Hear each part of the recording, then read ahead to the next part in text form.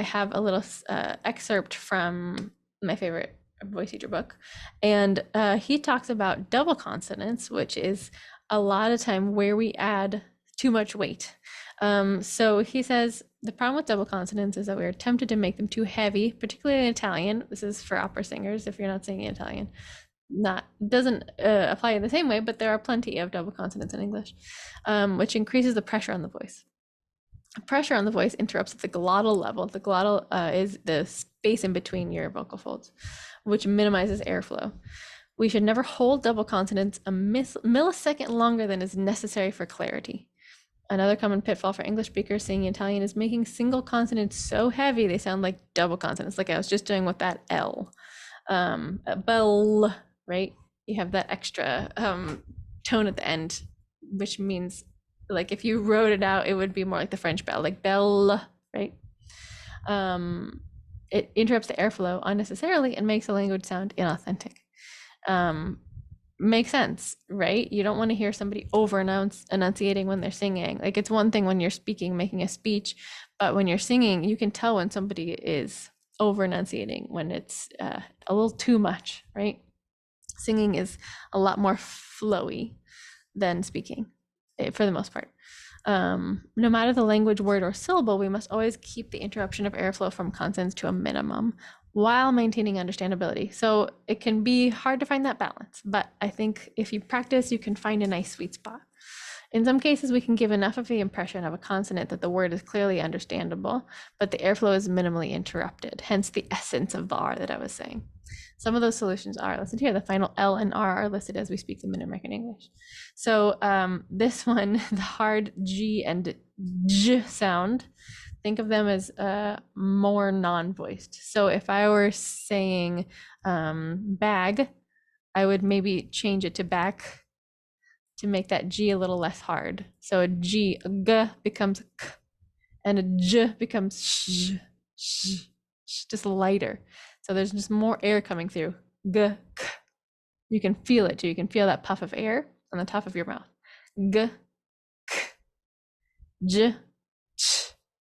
You can feel the air, right?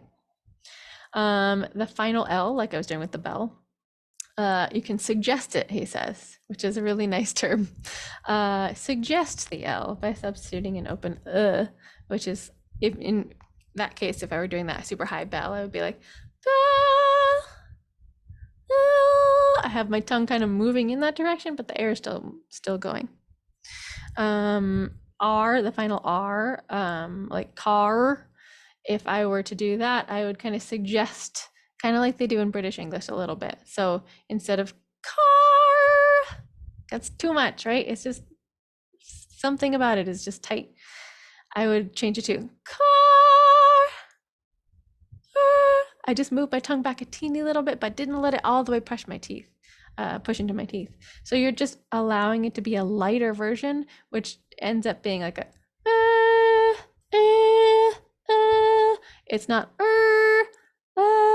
somewhere in between the ah and that hard consonant is where we want to be for when we're singing. So test this out. Double consonants, as he's talking about, are kind of like when you have a word that ends with the same consonant as the next word starts with it. So like, for example, in Italian, like the word passaggio, right? You have those two G's in there. Passaggio, so it becomes that really hard G sound, hard J. It's really hard to loosen those up a little bit, but we have to. Passaggio, right? It has to be real quick. In English, the examples that he uses, I think, in the audio samples is grab bag. So like if you did that in English, you'd automatically add more weight to that B. So it'd be grab bag. You hear that pressure that adds up in the middle? Grab bag. But if we lighten up all of those, both of those B's, it becomes grab bag. So you actually pronounce each of them, but you're not putting more weight on them. You are actually lightening them up. Almost a P sound. Grab bag. Grab bag. And the G on the end of that bag is a K. Grab bag. So if I were singing that, it would have to be lighter on the consonants than I would normally do it when I was speaking. Grab bag. in American English, it's a totally normal thing to say. People will know what you're saying. So it really is helpful to just think about taking it off, right? Taking your foot off the gas pedal when you're talking about enunciation, consonants. um, if you're singing pop music, I would just take your foot off the gas a little bit more all the time. Musical theater, sometimes there's a little more enunciation, not a whole lot. I would just play with it and record yourself. Watch back. Do I hear any really heavy consonants? Can I hear that wobbliness that comes with a tight R or a tight L? Can I feel it? Can I feel my tongue start to get tense because my jaw gets tight? Those are really good indicators that you're putting too much weight, too much pressure on those consonants. I always like to say we're just singing vowels and then we're just tossing in the flavor of the consonants afterwards. And a good way you can practice that is just sing the vowels of the song that you're singing and just do that until you are really comfortable with the space that you're feeling. And then as you're adding the consonants back on, see if you can hold that space. That ease is your number one priority. And we're just adding the flavor of those consonants back in so that they don't weigh that feeling down. So my favorite example that I always use for this is when I was first starting to sing. My very first song that I did in voice lessons was Till There Was You from the Music Man. And I had to do this high G. I didn't have to, it was an option up, and I decided to do it because I was a soprano and I wanted to sing the high stuff. But when I went for that, it ended up being clunky and tight and just gross because it was on the word singing. Ironically, the word singing is really hard to sing. So it ended up being, but I never heard it singing. Can you hear how tight that is? My tongue is tight, my jaw is tight. It's just sing. My tongue is pressing up against the top of my mouth and it's not letting any air through. As he's saying, you need the air to get the tone. So what my voice teacher told me to do was change the word, how I was thinking of saying it, to sogging. So like SAWGING. And then very light G. So you can even change it to a K if you need to. So that instead of hanging out really forcefully on that NG, which is all tongue, it was, but I never heard it sogging. Now, it doesn't sound like I'm saying sogging, does it? Sogging. But I'm very light on the NG and very light on the G at the end, NG at the end. So if you can open it up and change how you perceive it, how you're preparing for it, it can help to write a different word in there if you need to. If you need help figuring out how to do that, just ask me or try and say it like you just had dental surgery, right? And I never had it sagging.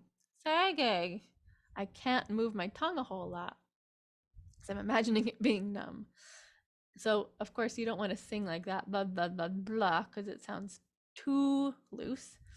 But I want you to keep that vowel feeling as open as you can. Hopefully that helps. Just go through your song that you're working on currently and notice, are there any L's at the end? Are there any hard R's that are getting in my way? Are there any E vowels that are hanging out on really high notes? Are there any E's and R's hanging out together? How can I make this easier for me by switching up how I think about this sound? And as you start to get used to it, you start to automatically do it on purpose. So when you see the word street, you'll know, okay, I gotta open it up, and you won't even have to think about it. You'll have to, just to remind yourself, oh yeah, I used to have to remind myself, but now it's second nature. So look at all the words in your songs, and like I said, in the middle of your voice, usually not a problem, but sometimes it's an issue and we have to be ready for it. And consonants is a thing that nobody really thinks about, but I want you to start to just be vigilant for. Don't overthink. Again, as perfectionists, we overthink a lot. So don't think that consonants are the key to all your solutions in hitting notes that you want to hit. But if you're struggling and just creating an extra space in your vowel is not helping, try creating some looseness in your consonants and see if that helps. So let me know how this goes, and I will see you very soon.